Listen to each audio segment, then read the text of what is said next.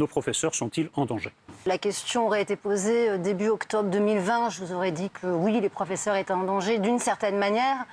Depuis, j'irais dès le 6 octobre et jusqu'au 16 octobre de l'année dernière, je pense que personne en France peut dire que les professeurs ne sont pas en danger.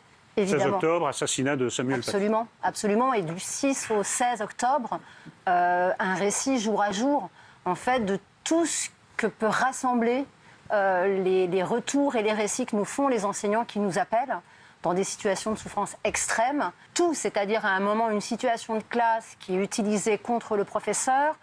Ensuite, on va avoir des parents qui vont s'immiscer dans le sujet. Les réseaux sociaux vont venir accentuer le phénomène.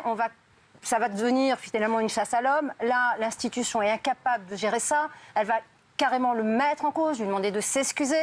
À un moment, lui, il réalise qu'en fait, il est en train de passer à côté de l'essentiel, c'est-à-dire de rappeler qu'il a fait son métier. L'institution, non seulement ne soutient pas les professeurs, mais lui demande au contraire de... L'institution lui a demandé de s'excuser. Voilà. Parce qu'on en était à pas de vague, c'est-à-dire il ne faut pas le dire, mais en plus, si on le dit, on n'a pas le soutien de l'institution.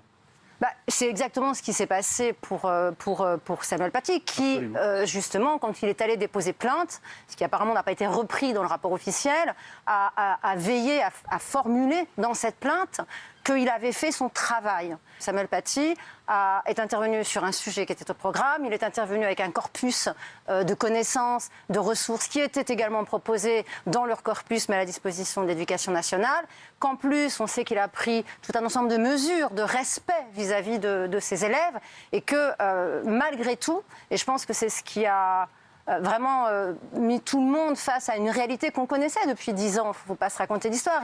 Il y a finalement rien de nouveau, mais on pensait quand même que ça n'irait jamais jusque-là.